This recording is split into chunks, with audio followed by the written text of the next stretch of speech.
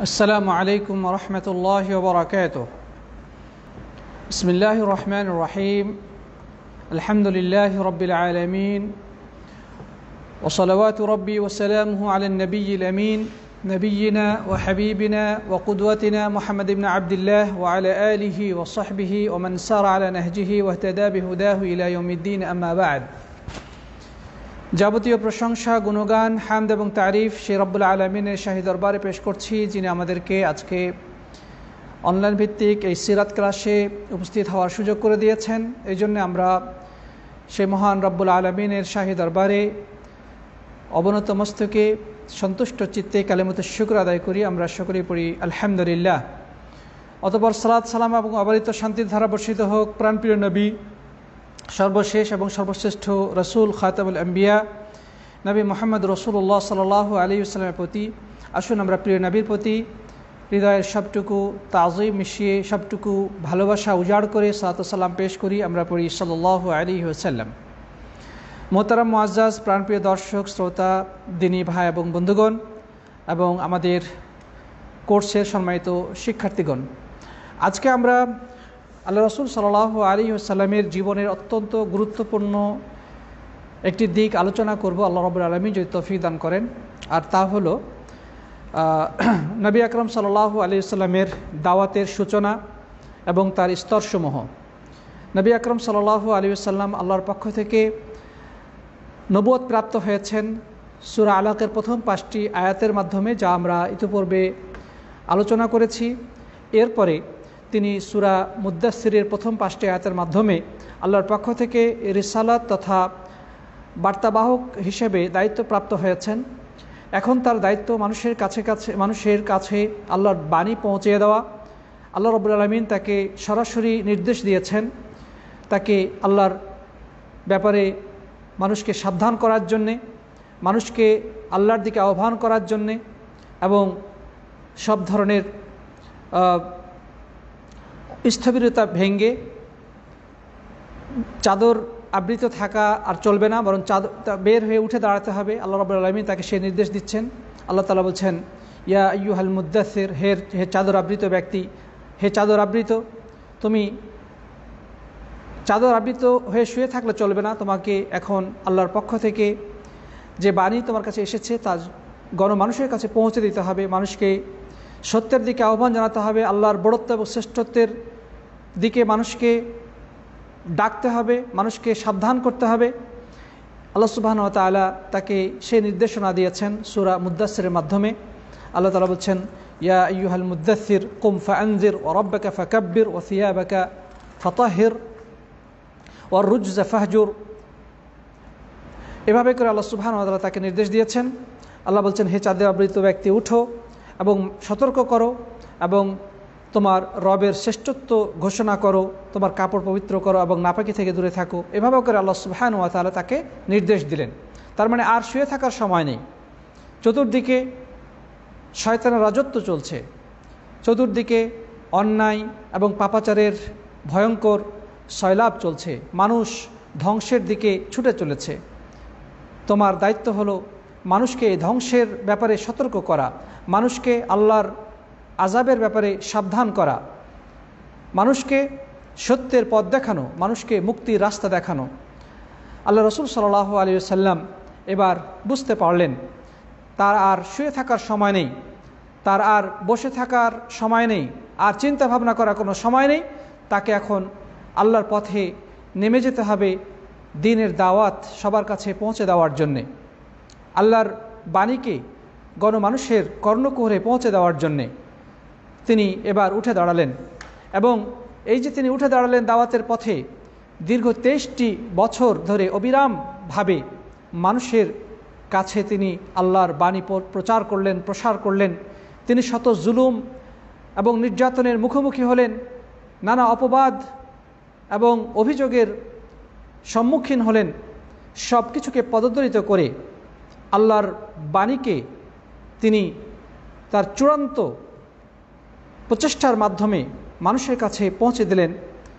প্রিয় সাথী বন্ধুগণ, তো এই পুরো সময়টা অর্থাৎ রাসূল করিম সাল্লাল্লাহু আলাইহি ওয়াসাল্লাম যেদিন থেকে মানুষকে দ্বীনের দিকে দাওয়াত দেওয়া শুরু করলেন, তার মৃত্যু অবধি পুরো সময়টা হচ্ছে তার দাওয়াতের সময়কাল।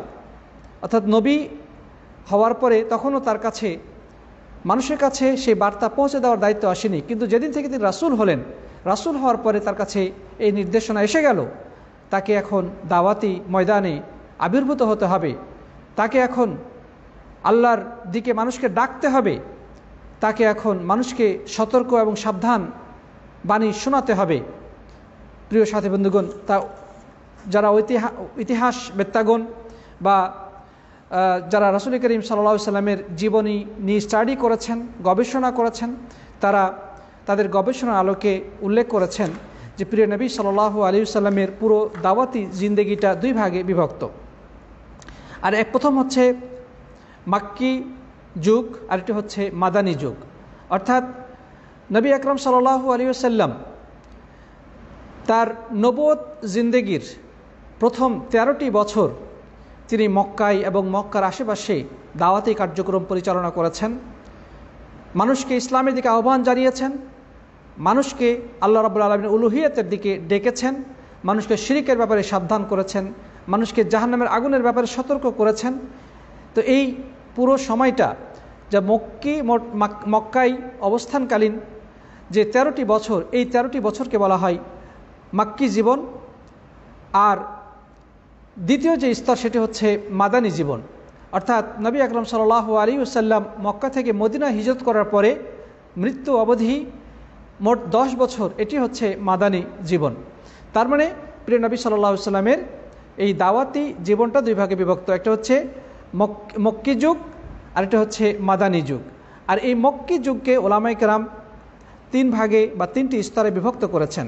প্রথম স্তর হচ্ছে গোপনে দাওয়াতি কাজ। নবী আকরাম সাল্লাল্লাহু আলাইহি ওয়াসাল্লাম প্রথম পর্যায়ে আল্লাহর বাণী প্রকাশ্যে প্রচার করেননি, তিনি সবার সামনে তিনি আল্লাহর তাওহীদের আহ্বান প্রচার করেননি, বরং এক্ষেত্রে তিনি অত্যন্ত সুন্দর কৌশল এবং সূক্ষ্ম পদ্ধতিতে অগ্রসর হয়েছেন। সেটি হচ্ছে যে কোনো দাওয়াতকে সফলকাম করতে হলে প্রয়োজন বোধে কখনো কখনো গোপনীয়তা রক্ষা করা প্রয়োজন। কারণ সমাজের কিছু অতি উশৃঙ্খল, সীমালঙ্ঘনকারী, অহংকারী সর্দার বা নেতাগোছের লোক থাকে, যারা অঙ্কুরেই এই আহ্বানকে বিনষ্ট করে দিতে পারে। কারণ তারা নতুন আহ্বানের সামনে খুবই ভয়ের মধ্যে থাকে যে হয়তোবা এই নতুন দাওয়াত মানুষ যদি গ্রহণ করে ফেলে, তাদের নেতৃত্ব চলে যাবে, তাদের ক্ষমতার মসনদ টালমাটাল হয়ে যাবে, তারা সমাজে আর মানুষের উপরে প্রভাব খাটাতে পারবে না, সামাজিক নেতৃত্ব প্রভাব প্রতিপত্তি বিনষ্ট হয়ে যাবে। এই কারণে এই সমস্ত উদ্ধত অহংকারী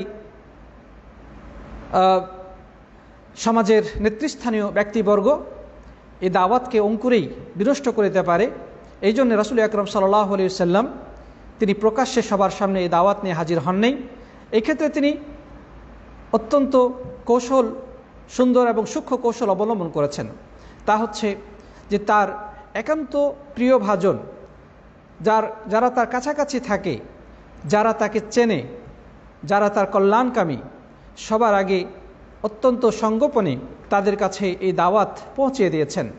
পর্যায়ক্রমে তার বন্ধু বান্ধব এবং আরেকটু দূরবর্তী, তারপরে আরেকটু দূরবর্তী, এভাবে তিনি ক্রমান্বয়ে মানুষের কাছে এই দাওয়া ইলা আল্লাহর কাজ করেছেন। এটি রাসূল আকরাম সাল্লাল্লাহু আলাইহি ওয়াসাল্লামের দাওয়াতি বিচক্ষণতার একটি প্রমাণ। প্রিয় সাথী বন্ধুগণ, আল্লাহ রাসূল সাল্লাল্লাহু আলাইহি ওয়াসাল্লাম এভাবে দাওয়াত যখন শুরু করেন, একেবারে নিজের আত্মীয় স্বজন, নিজের ঘর থেকে শুরু করেছেন, নিজের একেবারে নিকটস্থ যারা তাদের মাধ্যমে শুরু করেছেন খুব গোপনীয়তার সাথে। এরপরে তার বন্ধু বান্ধবদের কাছে এটা প্রচার করেছেন। এই সময়টা ছিল দীর্ঘ 3টি বছর। মোট 23 বছর নবুয়ত জিন্দেগির মধ্যে 3 বছর তিনি এই দাওয়াতি ক্ষেত্রে গোপনীয়তার নীতি অবলম্বন করেছেন। এরপরে আল্লাহ সুবহানাহু ওয়া তাআলা তাকে নির্দেশ দিলেন, ফাসদা বিমা তু'মার, যে তোমাকে যে আদেশ করা হয় তুমি এবার তা মানুষের কাছে প্রচার করে দাও, তুমি সবার সামনে স্পষ্ট ভাষায় এই বার্তা তুমি পৌঁছে দাও। এবার প্রিয় নবী সাল্লাল্লাহু আলাইহি সাল্লাম তার দাওয়াতি কৌশল পরিবর্তন করলেন। এবার গোপনীয়তা থেকে তিনি প্রকাশ্যে দাওয়াতি কার্যক্রম শুরু করলেন। প্রিয় সাথী বন্ধুগণ,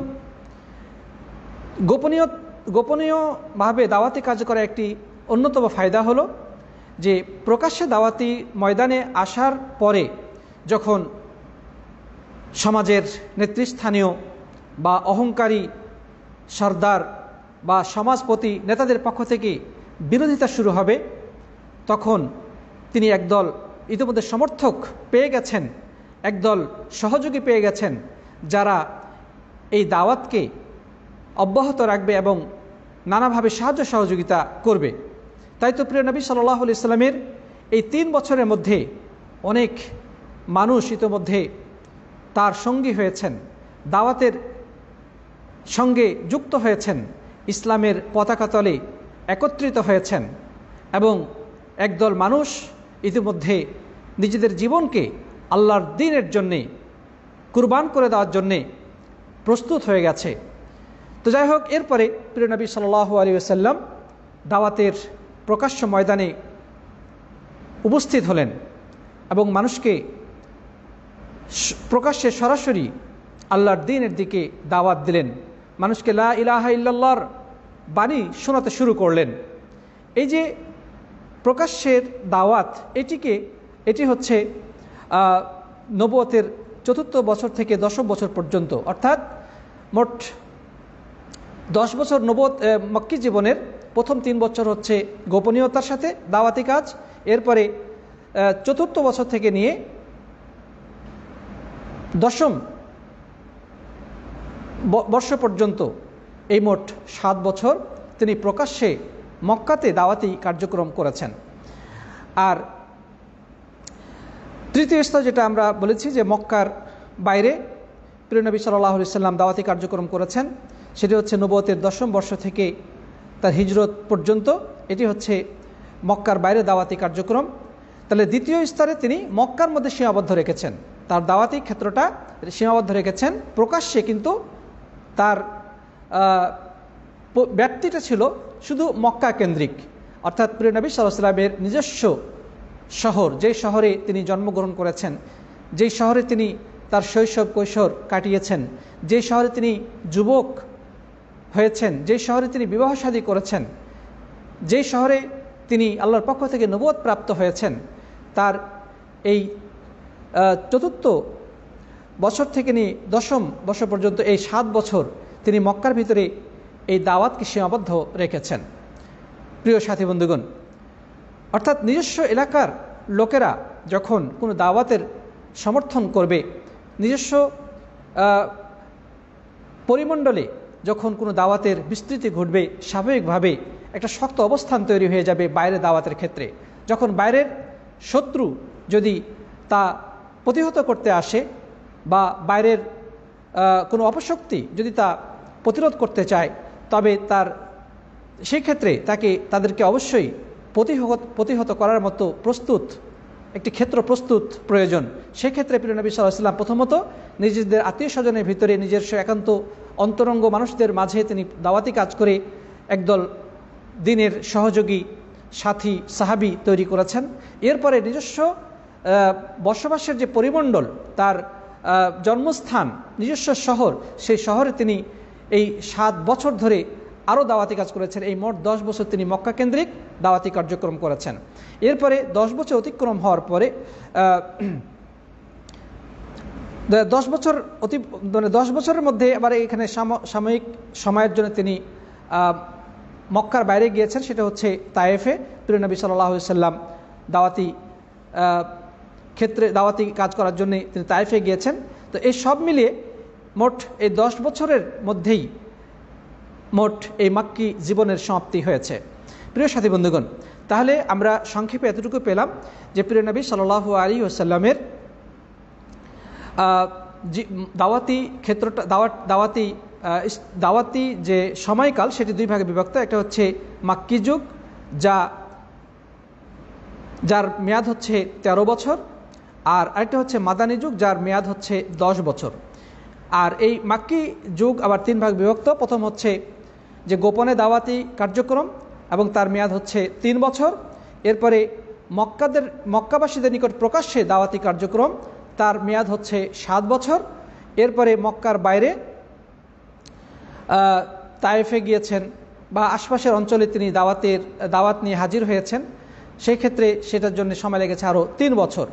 এই মোট 13 বছর প্রিয় নবী সাল্লাল্লাহু আলাইহি ওয়াসাল্লাম দাওয়াতি কার্যক্রম করেছেন মক্কায় অবস্থানকালীন সময়ে। এই কারণে এই সময়টাকে বা এই 13 বছরকে বলা হয়ে থাকে মাক্কি যুগ বা দাওয়াতের ক্ষেত্রে মাক্কি সময়কাল। সাথী বন্ধুগণ, তো নবী আকরাম সাল্লাল্লাহু আলাইহি ওয়াসাল্লাম তিনি তো সমগ্র বিশ্ববাসীর জন্য অবতীর্ণ হয়েছেন।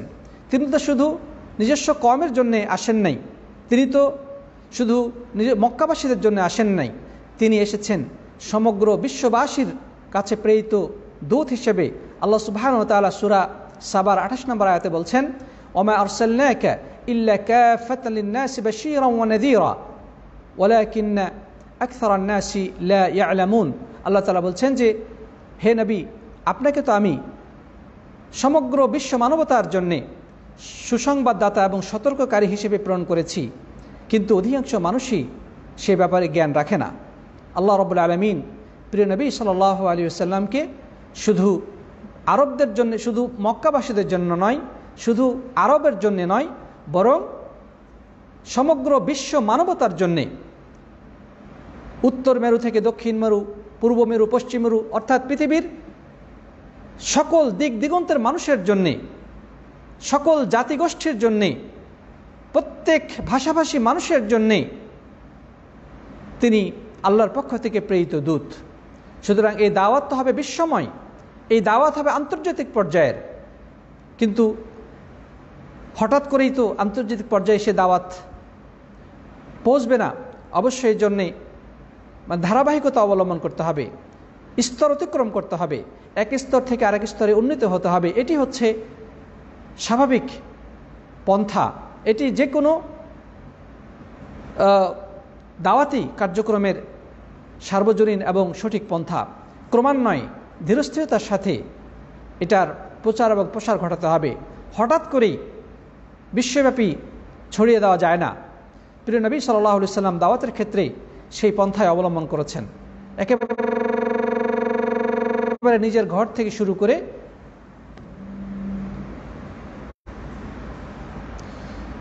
প্রিয় নবী সাল্লাল্লাহু আলাইহি ওয়াসাল্লাম নিজের ঘর থেকে শুরু করেছেন, তারপরে নিজস্ব আত্মীয় স্বজন, পরিচিত বন্ধু বান্ধব, এরপরে প্রকাশ্যে দাওয়াতি কার্যক্রম, এবং সেটা শুধু মক্কার ভিতরে। এরপরে মক্কা থেকে তিনি মক্কার আশেপাশের বিভিন্ন অঞ্চলে গিয়েছেন। এরপরে এক স্থান থেকে অন্য স্থানে, এক এলাকা থেকে অন্য স্থানে, অন্য এলাকায় তিনি হিজরত করেছেন, তথা মক্কা থেকে মদিনায় হিজরত করেছেন। এভাবে করে সেই মদিনায় যাওয়ার পরে তারপরে বিশ্বব্যাপী এই দাওয়াত আল্লাহ রাব্বুল আলামিন পৌঁছে দিয়েছেন। কাফেরদের সাথে শত্রুতা শুরু হয়েছে, অনেক প্রতিরোধের সম্মুখীন হতে হয়েছে, অনেক যুদ্ধে জিহাদে তাকে সরাসরি অবতীর্ণ হতে হয়েছে। সেগুলো বেশিরভাগই হয়েছে মদিনায় যাওয়ার পরে। যাই হোক, প্রিয় নবী সাল্লাল্লাহু আলাইহি সাল্লাম আল্লাহর পক্ষ থেকে আয়াত প্রাপ্ত হলেন, যেখানে নির্দেশ দেওয়া হলো যে ওয়ানদির আশিরাতাকাল আকরাবিন, হে নবী আপনি আপনার নিকটাত্মীয়দেরকে দাওয়াত দিন, তাদেরকে সতর্ক করুন। তো যাই হোক, প্রিয় নবী সাল্লাল্লাহু আলাইহি সাল্লাম মক্কায় চতুর্দিকের অবস্থা সম্পর্কে খুব ভালোভাবেই পরিজ্ঞাত ছিলেন, এবং হেরা পর্বতে তিনি যখন ধ্যানমগ্ন থাকতেন তখন তার কওমের অবস্থা সম্পর্কে চিন্তা ভাবনা করতেন, কিভাবে এই ঘুণে ধরা সমাজকে পরিবর্তন করা যায়, কিভাবে এই মূর্তি পূজারী জাতিকে মূর্তির হাত থেকে রক্ষা করে এক আল্লাহর দিকে আহ্বান জানানো যায়, কিভাবে সব ধরনের অন্যায় অপকর্মের বিরুদ্ধে রুখে দাঁড়ানো যায় এবং মানুষকে সত্যের পথে পরিচালিত করা যায়। আল্লাহ রাব্বুল আলামিন তাকে আগে থেকেই তাকে সেভাবে প্রস্তুত করেছিলেন। হেরা পর্বতে ধ্যানমগ্ন থাকা অবস্থায় তিনি এই সমস্ত বিষয়ে চিন্তা ভাবনা করতেন, গবেষণা করতেন এবং আল্লাহ রাব্বুল আলামিন এর ইবাদত বন্দেগী করে সময় কাটাতেন। তো নবী আকরাম সাল্লাল্লাহু আলাইহি সাল্লাম এর কাছে যখন সূরা আলাকের প্রথম 5টি আয়াত নাজিল হলো, সেই হেরা পর্বতের নির্জন গুহায়, তারপরে তিনি প্রকম্পিত হৃদয়ে ভীতত্রস্ত অবস্থায় তার সবচেয়ে প্রিয়জন, সবচেয়ে শুভাকাঙ্ক্ষী, সহযোগী, উপদেষ্টা, তার থেকে বয়স বড় বিজ্ঞজন মা জননী খাদিজা রাদিয়াল্লাহু তাআলার কাছে আসলেন এবং তার ঘটনা খুলে বললেন। খাদিজা রাদিয়াল্লাহু তাআলা আনহা প্রিয় নবী সাল্লাল্লাহু আলাইহি সাল্লামের এই বিষয়ের ব্যাখ্যা জানার জন্যে ওয়ারাকা বিন নওফলের কাছে গেলেন। ওয়ারাকা বিন নওফল তাকে যে সুসংবাদ দিলেন যে তুমি নবী হয়েছ এবং তোমার কাছে যে ফেরেশতা এসেছিল সে একই ফেরেশতা মূসা আলাইহিস সালামের কাছেও আগমন করেছিল, তোমার বিরুদ্ধে শত্রুতা শুরু হবে, তোমার বিরুদ্ধে মানুষ ষড়যন্ত্র করবে, তোমাকে তোমার এলাকা থেকে বের করে দেবে, এইসব ব্যাপারে রাসূল করিম সাল্লাল্লাহু আলাইহি সাল্লামকে তথ্য জানালেন। খাদিজা রাদিয়াল্লাহু তাআলা সব কিছু শুনলেন। তিনি তো প্রিয় নবী সাল্লাল্লাহু আলাইহি সাল্লামকে সবচেয়ে কাছে থেকে জানেন, তার চারিত্রিক বৈশিষ্ট্য কী তা তিনি জানেন, তার সত্যবাদিতা, তার ন্যায়পরায়ণতা, তার মানুষের কল্যাণকামিতার মনোভাব, এসব সম্পর্কে তিনি বিস্তারিত অবগত আছেন। তো যখন আল্লাহর পক্ষ থেকে তিনি নির্দেশপ্রাপ্ত হলেন যেন তিনি মানুষকে দাওয়াত দেন, আল্লাহর দিকে মানুষকে আহ্বান করেন, তখন তিনি এই দাওয়াতি প্রথম কার্যক্রম শুরু করলেন তার প্রিয়তমা স্ত্রী খাদিজা রাদিয়াল্লাহু তাআলা আনহার নিকটে, তার ঘর থেকে তিনি শুরু করলেন। খাদিজা রাদিয়াল্লাহু তাআলা আনহা যেহেতু সব কিছুই ঘটনার পূর্বাপর সম্পর্কে ভালোভাবেই অবগত এবং ওয়ারাকা বিন নওফলের কাছ থেকে ইতোমধ্যে তিনি শুনে আশ্বস্ত হয়েছেন যে তিনি আল্লাহর নবী, তিনি কাল বিলম্ব না করে নবী আকরাম সাল্লাল্লাহু আলাইহি ওয়াসাল্লামের দাওয়াতকে বিনা প্রশ্নে কবুল করে নিলেন। সুবহানাল্লাহ। অর্থাৎ আল্লাহ রাসূল সাল্লাল্লাহু আলাইহি ওয়াসাল্লামের প্রিয়তমা স্ত্রী খাদিজা বিনতে খুয়াইলিদ রাদিয়াল্লাহু তাআলা আনহা উম্মুল মুমিনিন সর্বপ্রথম রাসূল করিম সাল্লাল্লাহু আলাইহি ওয়াসাল্লামের দাওয়াতে সাড়া দিলেন এবং প্রথম ইসলাম কবুলকারী হিসেবে ইতিহাসের পাতায় স্বর্ণাক্ষরে নিজের নাম লিপিবদ্ধ করলেন। সুবহানাল্লাহি ওয়া বিহামদিহি। তারপরে তো তার সমস্ত অর্থ সম্পদ, তার ব্যবসায়িক অনেক বড় ব্যবসা ছিল, যেটা আমরা ইতিপূর্বে আলোচনা করেছি। তিনি অনেক ধনাঢ্য ঘরের নারী ছিলেন, তার নিজস্ব অনেক সম্পদ ছিল। তিনি সমস্ত সম্পদ আল্লাহ রাসূল সাল্লাল্লাহু আলাইহি সাল্লামের পায়ের কাছে বিলিয়ে দিলেন, লুটিয়ে দিয়ে বললেন, হে আল্লাহ রাসূল, আপনি আল্লাহর পক্ষ থেকে যে রিসালাতের দায়িত্বপ্রাপ্ত হয়েছেন, যে নবুয়ত আপনি আল্লাহর পক্ষ থেকে লাভ করেছেন, এই দাওয়াত আপনি মানুষের কাছে পৌঁছে দিন এবং এর জন্যে আমার সমস্ত সম্পদ আপনার জন্য উৎসর্গ করে দিলাম। আল্লাহ রাসূল সাল্লাল্লাহু আলাইহি ওয়াসাল্লাম তাই তো খাদিজা রাদিয়াল্লাহু তাআলার প্রতি কৃতজ্ঞ ছিলেন। তিনি সবসময় তার প্রশংসা করতেন, তাকে সাহায্যকারিণী হিসেবে, তাকে সহযোগী হিসেবে তিনি প্রশংসা করেছেন তার অন্য স্ত্রীদের সাথে।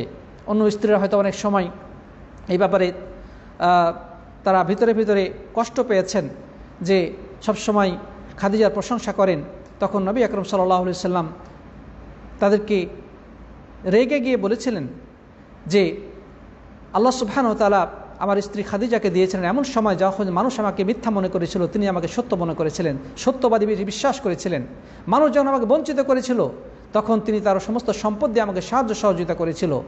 এভাবে করে খাদিজা রাদিয়াল্লাহু তাআলা আনহা তিনি ইসলামের এই মুক্তি কাফেলায় সর্বপ্রথম নিজের নাম লিপিবদ্ধ করার সৌভাগ্য অর্জন করলেন। আর আমরা ইতিপূর্বে আলোচনায় জেনেছিলাম যে খাদিজা রাদিয়াল্লাহু তাআলা আনহা একজন দাস নবী আকরাম সাল্লাল্লাহু আলাইহি সাল্লামকে ক্রয় করে তার খেদমতে উৎসর্গ করেছিলেন। তার নাম হচ্ছে যায়েদ বিন হারিসা রাদিয়াল্লাহু তাআলা আনহু। সেই যায়েদ বিন হারিসা রাদিয়াল্লাহু তাআলা আনহু তিনি তো যেহেতু রাসূল করিম সাল্লাল্লাহু আলাইহি সাল্লামের একজন দাস ছিলেন, তার কাছে যখন দাওয়াত দেওয়া হলো তিনিও বিনা প্রশ্নে এই দাওয়াত কবুল করে নিলেন। প্রিয় সাথী বন্ধুগণ, তার মানে প্রিয় নবী সাল্লাল্লাহু আলাইহি সাল্লামের ঘরের দুইজন ব্যক্তি ইতোমধ্যে এই মুক্তি কাফেলায় নাম লিপিবদ্ধ করিয়েছেন। নবী সাল্লাল্লাহু আলাইহি সাল্লামের ঘরে আরেকজন কিশোর ছিলেন, তিনি হলেন যে আবু তালেব। প্রিয় নবী সাল্লাল্লাহু আলাইহি সাল্লামকে বাল্যকালে প্রতিপালিত করেছেন। দাদা আব্দুল মুত্তালিব মারা যাওয়ার পরে তিনি তার চাচা আবু তালেবের গৃহে লালিত পালিত হয়েছেন। আবু তালেবও তাকে স্নেহ, মমতা, ভালোবাসা দিয়ে তার অন্যান্য সন্তানদের মতো করেই প্রতিপালন করেছেন। এবং এর দাওয়াতের ময়দানে নামার পরেও, নবুয়ত প্রাপ্ত হওয়ার পরেও আবু তালেব তার সামাজিক প্রভাব, প্রতিপত্তি, ধন সম্পদ সব কিছু দিয়ে প্রিয় নবী সাল্লাল্লাহু আলাইহি সাল্লামকে সমর্থন যুগিয়ে এসেছেন। এবং শত্রুর মোকাবেলায় তিনি একজন সব বিরাট সহযোগী হিসেবে দায়িত্ব পালন করেছেন। তো যেহেতু আর্থিকভাবে তিনি অতটা ধনী ছিলেন না, তার আর্থিক সঙ্গতি খুব বেশি ছিল না, আর সে কারণেই রাসূল করিম সাল্লাল্লাহু আলাইহি সাল্লাম তিনি যখন ঘর সংসার শুরু করলেন তখন তার চাচার সেই বাল্যকালের তাকে প্রতিপালনের প্রতিদান হিসেবে এবং তার চাচাকে আর্থিকভাবে কিছুটা সহায়তা করার উদ্দেশ্যে তার সন্তান আলী রাদিয়াল্লাহু তাআলা আনহুকে নবী আকরাম সাল্লাল্লাহু আলাইহি সাল্লাম তার বাড়িতে প্রতিপালন করতেন। তো তখন তার বয়স আনুমানিক 10 বছর। তো আলী রাদিয়াল্লাহু তাআলা আনহুকে তিনি যখন এই দাওয়াতের কথা শোনালেন, বা তিনি যে আল্লাহর পক্ষ থেকে নবুয়ত প্রাপ্ত হয়েছেন সেই দাওয়াতের কথা যখন বললেন, তিনিও নিঃসংকোচে এই দাওয়াতকে গ্রহণ করে নিলেন। তো এই চারজন হলো সেই মহামতি আল্লাহ রাব্বুল আলামিন যাদেরকে কবুল করেছেন। এই সৌভাগ্যবান ব্যক্তিগণ ইসলামের প্রথম পর্যায়ের ইসলাম গ্রহণকারী ব্যক্তি। তো যাই হোক, মহিলাদের মধ্যে সর্বপ্রথম যিনি ইসলাম কবুল করেছেন তিনি হচ্ছেন তার প্রিয়তমা স্ত্রী খাদিজা রাদিয়াল্লাহু তাআলা আনহা।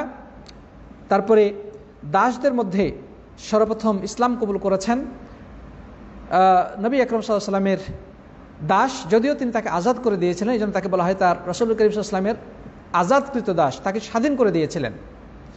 যাই হোক, সেই স্বাধীনকৃত দাস, আজাদকৃত দাস যায়েদ বিন হারিসা রাদিয়াল্লাহু তাআলা আনহু, তিনিও এই ইসলামের পতাকা তলে সমবেত হলেন।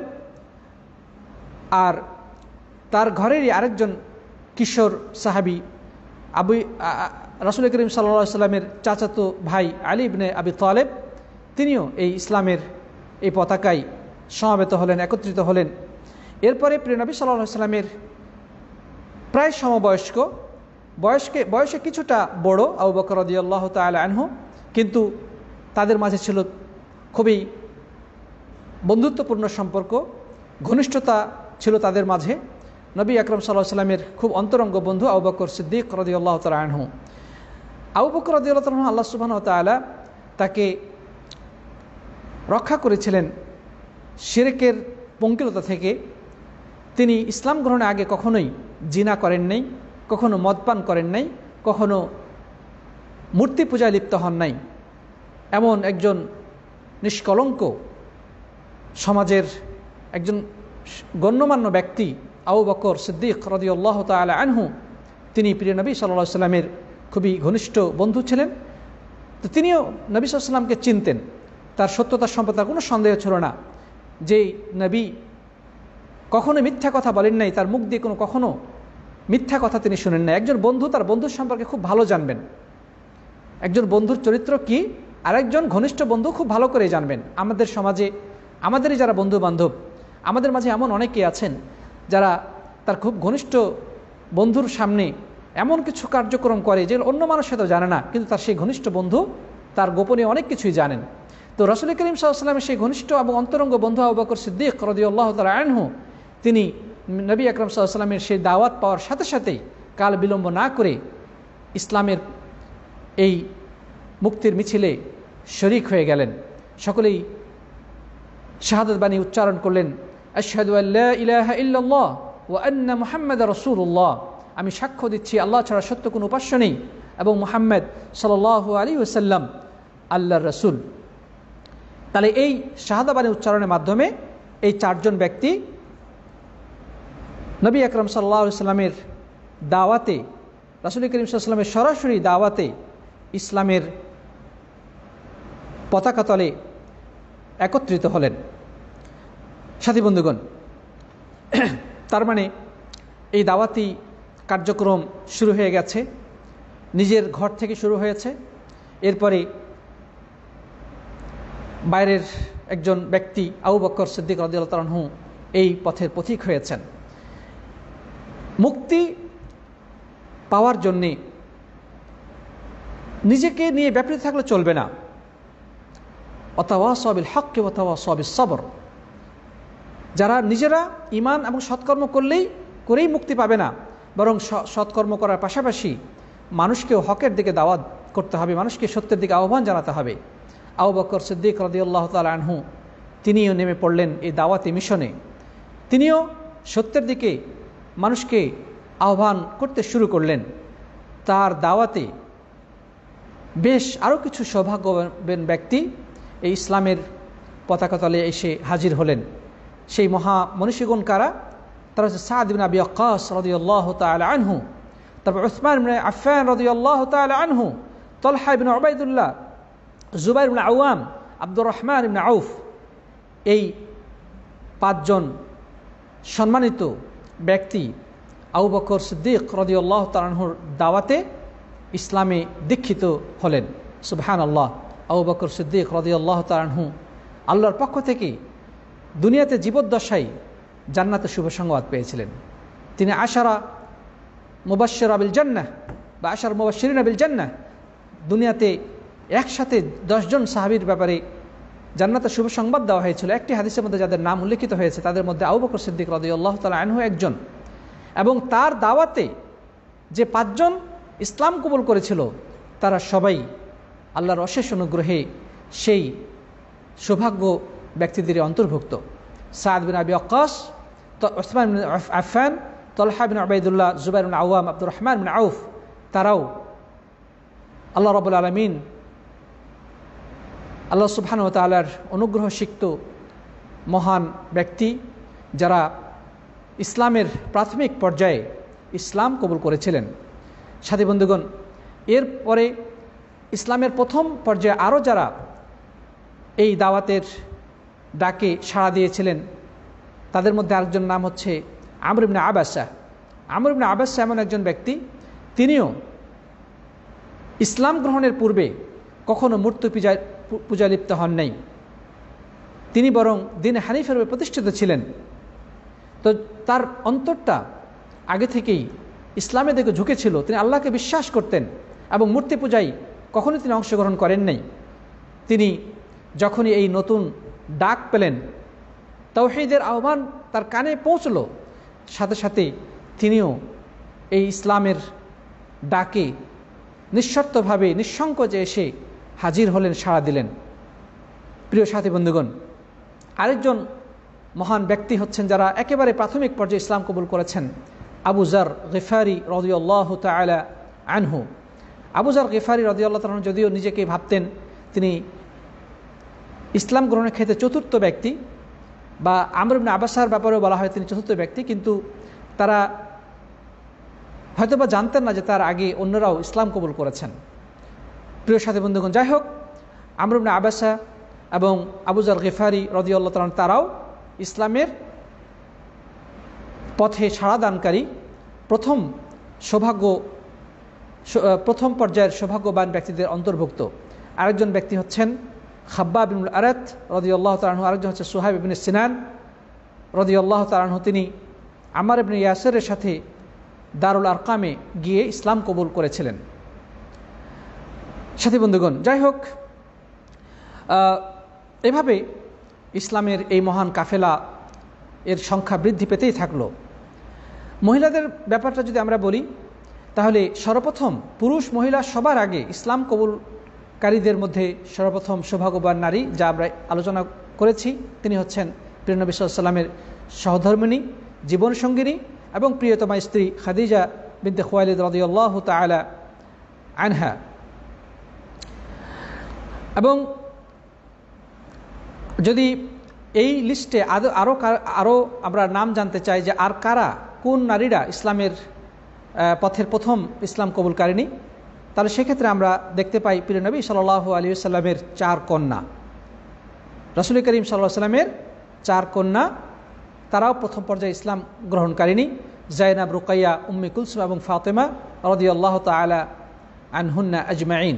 সে সাথে আরেকজন মহিয়সী নারী, যিনি রাসূল আকরাম সাল্লাল্লাহু আলাইহি ওয়াসাল্লামের রাসূল আকরাম সাল্লাল্লাহু আলাইহি ওয়াসাল্লামকে কোলে পিঠে করে মানুষ করেছেন, তার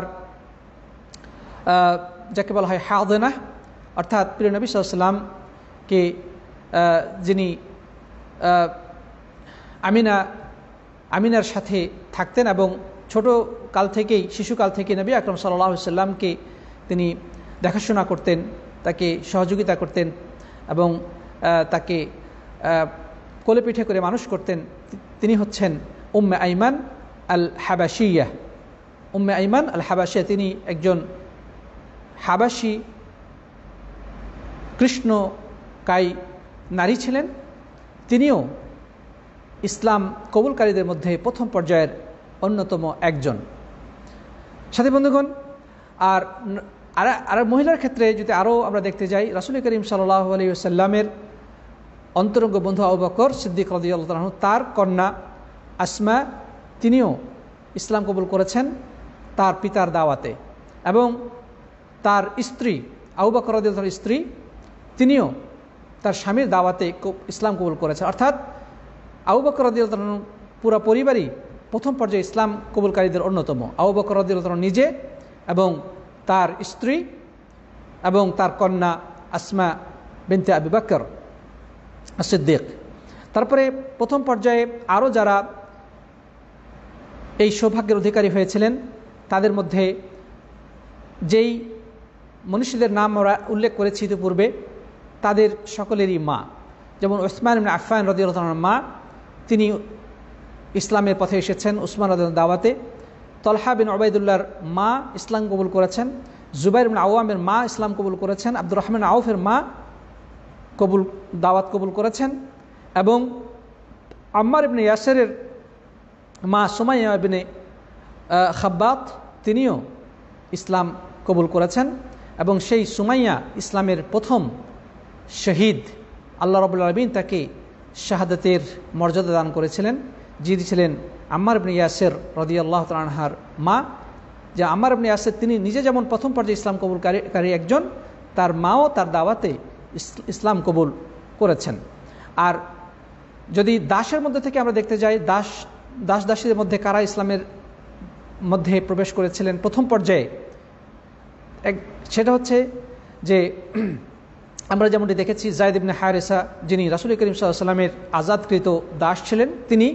তারপরে উমাইয়া ইবনে খালাফ, মক্কার একজন অত্যন্ত অহংকারী এবং অত্যাচারী সর্দার নেতা, তার একজন কৃতদাস বিলাল আল হাবাশি, বিলাল ইবনে রবাহ আল হাবাশি রাদিয়াল্লাহু তাআলা আনহু, তিনি এই মুক্তির মিছিলে শরিক হয়েছিলেন একেবারে ইসলামী দাওয়াতের প্রথম পর্যায়ে। তারপরে আমের ইবনে ফুহাইরা, আবু বকর রাদিয়াল্লাহু তাআলা আনহুর আজাদকৃত দাস। আবু বকর দাস আমের ইবনে ফুহাইরা, তিনি ইসলামের এই দাওয়াতে অংশগ্রহণ করেছেন। তারপরে সফওয়ান ইবনে উমাইয়ার গোলাম আবু ফুহাইকা, সেও ইসলাম করেছেন। এবং রাসূল করিম সাল্লাল্লাহু আলাইহি ওয়াসাল্লাম আরেকজন দাস, আজাদকৃত দাস, তার নাম হচ্ছে শাকরান, তিনিও ইসলামের প্রথম পর্যায়ের একজন মহান আদর্শ। সাথী বন্ধুগণ, এরপরে শিশুদের ব্যাপারটি যদি আমরা বলি, তাহলে শিশুদের ক্ষেত্রে সবার আগে তো আমরা যার নাম পাই, তিনি হচ্ছে রাসূল করিম সাল্লাল্লাহু আলাইহি ওয়াসাল্লামের চাচাতো ভাই আলী ইবনে আবি তালেবের সন্তান, আবু তালেবের সন্তান আলী ইবনে আবু তালেব, আবু তালেবের সন্তান আলী ইবনে আবু তালেব, তিনি ইসলাম কবুল করেছেন। এরপরে আরেকজন ব্যক্তির মানে শিশু বয়সে, ছোট বয়সে ইসলাম করেছেন, তিনি হচ্ছেন খাদিজা রাদিয়াল্লাহু তাআলা আনহার কন্যা, যেটা আমরা এর আগে উল্লেখ করেছি যে খাদিজার আগের ঘরের একজন মেয়ে ছিল, তার নাম হচ্ছে হিন্দ বিনতে আবি হালা, হিন্দ বিনতে আবি হালা। মানে রাসূল করিম সাল্লাল্লাহু আলাইহি সাল্লাম যখন খাদিজাকে বিয়ে করেন তখন তার এই কন্যা সহকারেই বিয়ে করেছিলেন, অর্থাৎ রাসূলের ঘরেই এই হিন্দ প্রতিপালিত হয়েছিলেন। তার মানে রাসূল করিম খাদিজা রাদিয়াল্লাহু আনহার কন্যা, খাদিজা রাদিয়াল্লাহু আনহার আগের ঘরের একজন কন্যা, তার নাম ছিল হিন্দ, তার পিতার নাম ছিল হালা, আবি হালা, যেটা আমরা ইতিপূর্বে আলোচনা করেছিলাম। তিনিও ইসলাম কবুল করেছিলেন। তারপরে আম্মার ইবনে ইয়াসির যখন ইসলাম করেন তখন তিনি বয়সে খুব ছোট ছিলেন। তো যাই হোক, এই হচ্ছে আল্লাহ রাসূল সাল্লাল্লাহু আলাইহি ওয়াসাল্লামের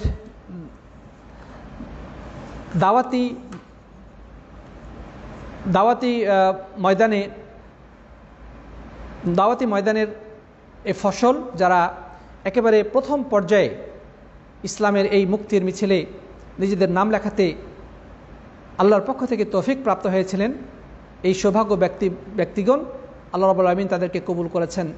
আমরা দোয়া করি রাদিয়াল্লাহু তাআলা আনহুম ওয়া রাদু আন, আল্লাহ রাব্বুল আলামিন যেন তাদের প্রতি সন্তুষ্ট হন এবং তারাও আল্লাহ রাব্বুল আলামিনের প্রতি সন্তুষ্ট হয়ে যান। প্রিয় উপস্থিতির সাথী বন্ধুগণ, আমরা তাহলে এ পর্যায়ে জানতে পারলাম যে প্রিয় নবী সাল্লাল্লাহু আলাইহি ওয়াসাল্লামের দাওয়াতের প্রাথমিক পর্যায়ে যে সমস্ত ব্যক্তিগণ ইসলাম কবুল করেছিলেন তাদের সম্পর্কে। আচ্ছা, তো যাই হোক, রাসূল আকরাম সাল্লাল্লাহু আলাইহি ওয়াসাল্লাম তিনি তো এই দাওয়াতকে বিশ্বব্যাপী ছড়িয়ে দিতে চান, কিন্তু ইসলামের মূল কথা যেহেতু পড়াশোনা, জ্ঞান অর্জন, শিক্ষা, সুতরাং শিক্ষার তো কোনো বিকল্প নেই। অবশ্যই পড়াশোনা করতে হবে, জ্ঞান অর্জন করতে হবে, কারণ শিক্ষা ব্যতিরেকে দিন পালন করা সম্ভব নয়। নবী সাল্লাল্লাহু আলাইহি ওয়াসাল্লাম বলেছেন, তালাবুল ইলমি ফরিয়দাতুন আলা কুল্লি মুসলিম, প্রত্যেক মুসলিমের জন্যে ইলম অন্বেষণ করা ফরজ। আল্লাহ তাআলা বলেছেন, ফা'লাম আন্নাহু লা ইলাহা ইল্লাল্লাহ, জেনে নাও আল্লাহ ছাড়া সত্য কোনো উপাস্য নেই। তা আল্লাহ সুবহানাহু ওয়া তাআলা সে জ্ঞান অর্জনের কথাই বলেছেন। সুতরাং যারা এই নতুন মুসলিম, এই নবমুসলিম, তাদেরকে তো অবশ্যই দ্বীনের জ্ঞান দান করতে হবে, তাদেরকে দ্বীনের শিক্ষায় শিক্ষিত করে তুলতে হবে, তাদেরকে দ্বীন সম্পর্কে, দ্বীনের বিধিবিধান সম্পর্কে অবশ্যই সচেতন করতে হবে। তাই প্রিয় নবী সাল্লাল্লাহু আলাইহি ওয়াসাল্লাম এই নবগত মুক্তিকামী মানুষদেরকে কিভাবে শেখাবেন? প্রকাশ্যে তো দাওয়াতি কাজ এখনও শুরু হয় নাই, এখনও গোপনীয়তার পর্যায়ে চলছে। সমাজে এটি জানাজানি হয়ে গেলে, এটি ফ্লাশ হয়ে গেলে সমাজের যারা বিভিন্ন পর্যায়ের নেতৃত্ব নিয়ে বসে আছে, যারা সমাজকে বিপথে পরিচালিত করছে, যারা নিজেদের মসনদ নিয়ে হুমকির সম্মুখীন, তারা তো সহজে এটাকে ছেড়ে দেবে না। তাই তো প্রিয় নবী সাল্লাল্লাহু আলাইহি ওয়াসাল্লাম গোপনীয়তার স্বার্থে আরেকজন কুরাইশ সর্দারের বাড়িতে তিনি এই শিক্ষার ব্যবস্থা করলেন। সেই আবুল আরকাম ইবনে আবুল আরকামের বাড়ি, তার নাম হচ্ছে আরকাম আবুল আরকাম, তিনিও ইসলাম কবুল করেছিলেন। তো যাই হোক, রাসূল আকরাম সাল্লাল্লাহু আলাইহি ওয়াসাল্লাম এই কুরাইশ সর্দারের বাড়িতে এই নবাগত মুসলিমদেরকে নিয়ে শিক্ষা কেন্দ্র প্রতিষ্ঠা করলেন, কিন্তু তা ছিল খুবই সংগোপনে। কুরাইশরা যেন জেনে না যায়, কুরাইশের নেতৃত্ব যেন এই ব্যাপারে টের না পায়। তো যাই হোক, প্রিয় নবী সাল্লাল্লাহু আলাইহি ওয়াসাল্লাম সেখানে তাদেরকে গোপনে নিয়ে একত্রিত হতেন এবং তাদেরকে দ্বীনের বিভিন্ন বিষয়ে শিক্ষা প্রদান করতেন। তার কাছে কোরআনের আয়াত নাজিল হচ্ছে এবং কোরআনের ছোট ছোট সূরাগুলো তার উপরে অবতীর্ণ হচ্ছে, যে সূরাগুলোর মূল বিষয়বস্তু হচ্ছে মানুষের ঈমানের যে মৌলিক বিষয়াবলী, সেগুলো আখিরাতের প্রতি বিশ্বাস, জান্নাত জাহান্নামের প্রতি বিশ্বাস, আযাব, তারপরে আল্লাহ সুবহানাহু ওয়া তাআলার প্রতি বিশ্বাস, যে এই মানে প্রাথমিক বিষয়গুলো প্রথম পর্যায়ের নাজিলকৃত ছোট ছোট সূরাগুলোর মধ্যে আল্লাহ সুবহানাহু ওয়া তাআলা মানব জাতিকে শিক্ষা দিয়ে থাকলেন। আর রাসূল আকরাম সাল্লাল্লাহু আলাইহি ওয়াসাল্লাম সেই নাজিলকৃত সূরাগুলো এই নবাগত মুসলিমদেরকে শিখাতে থাকলেন, এবং খুবই গোপনে। সেটি হচ্ছে দারুল আরকাম বা আরকাম গৃহে, যার নাম ছিল আরকাম ইবনে আবুল আরকাম, সেই আরকাম রাদিয়াল্লাহু তাআলা আনহুর ঘরে সংগোপনে তিনি শিক্ষা কেন্দ্র প্রতিষ্ঠা করে সেখানে এই যারা ইসলামের দাওয়াত কবুল করেছেন তাদেরকে নিয়ে মিলিত হতেন, এবং তাদেরকে নিয়ে তিনি সেখানে বিভিন্ন কিছু তাদেরকে শিক্ষা প্রদান করতেন। যাই হোক, এখানে আরেকটি বিষয় আমাদের সামনে রয়েছে, তা হচ্ছে যে ইসলামের প্রথম দিকে আল্লাহর পক্ষ থেকে যে সমস্ত নির্দেশনা এসেছিল সেগুলোর মধ্যে একটি হচ্ছে নামাজ পড়ার নির্দেশ। মুকাত্তিব ইবনে সুলাইমান বলেন যে ইসলামের প্রথম দিকে আল্লাহ তাআলা নবমুসলিমদের উপরে নামাজ ফরজ করেছিলেন, কিন্তু এইরকম 5 ওয়াক্ত ছিল না, তা ছিল মাত্র সকাল এবং সন্ধ্যায় 2 রাকাত করে নামাজ, সকালে 2 রাকাত এবং সন্ধ্যায় 2 রাকাত। আল্লাহ সুবহানাহু ওয়া তাআলা সূরা গাফির বা মুমিনুনের 55 নম্বর আয়াতে 55 নম্বর আয়াতে ইরশাদ করছেন, ওয়াসাব্বিহ বিহামদি রাব্বিকা বিল আশি ওয়াল ইবকার, ওয়াসাব্বিহ বিহামদি রাব্বিকা বিল আশি ওয়াল ইবকার, যে তুমি সকাল এবং সন্ধ্যায় তোমার রবের পবিত্রতা সহকারে তাসবিহ বা গুণগান পাঠ করো, তার পবিত্রতা ঘোষণা করো। তো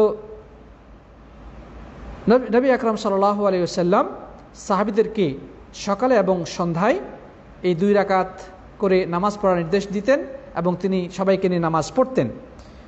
সিরাতে ইবনে হিশামে বর্ণনা করা হয়েছে যে নবী আকরাম সাল্লাল্লাহু আলাইহি ওয়াসাল্লাম নামাজের সময় সাহাবীদেরকে নিয়ে পাহাড়ের কোনো মধ্যবর্তী স্থানে চলে যেতেন, যেন তার কওমের লোকেরা তাদেরকে দেখতে না পেত, বা যেন তারা বুঝতে না পারে। এই জন্যে তিনি কোনো পাহাড়ের পাদদেশে বা 2 পাহাড়ের মাঝামাঝি কোনো উপত্যকায় গিয়ে এই নবাগত মুসলিমদেরকে নিয়ে জামাতের সাথে সালাত আদায় করতেন। সাথী বন্ধুগণ, তাহলে এই পর্যায়ে আমরা শেষ করতে চাই, কারণ আমাদের এখানে মাগরিবের সময় ঘনিয়ে এসেছে। ইনশাআল্লাহ আমরা আগামী ক্লাসে মক্কি পর্যায়ের 2য় স্তর অর্থাৎ প্রকাশ্যে দাওয়াতি কার্যক্রম সম্পর্কে আলোকপাত করব, আল্লাহ যদি তৌফিক দান করেন ইনশাআল্লাহ। তার আগে আমাদের যথারীতি ঘোষণা যে ইনশাআল্লাহ আগামী কালকে শনিবারে আমাদের গত 3টি ক্লাসের উপরে সাপ্তাহিক পরীক্ষা অনুষ্ঠিত হবে। সবাইকে আমি পরীক্ষার প্রস্তুতি গ্রহণপূর্বক পরীক্ষায় অংশগ্রহণ করার জন্যে বিনীত অনুরোধ জানাচ্ছি। আল্লাহ রাব্বুল আলামিন সবাইকে সুস্থ রাখুন, ভালো রাখুন এবং ঈমানের প্রতিষ্ঠিত রাখুন, সেই প্রত্যাশা ব্যক্ত করে এখানে শেষ করছি। জাযাকুমুল্লাহু খাইরান। হাদা সাল্লাল্লাহু আলা নবিয়িনা মুহাম্মদ ওয়া আলা আলিহি ওয়া সাহবিহি আজমাইন। সুবহানাকা আল্লাহুম্মা বিহামদিকা আশহাদু আল লা ইলাহা ইল্লা আনতা আস্তাগফিরুকা ওয়া আতুবু ইলাইক। আসসালামু আলাইকুম ওয়া রাহমাতুল্লাহি ওয়া বারাকাতুহু।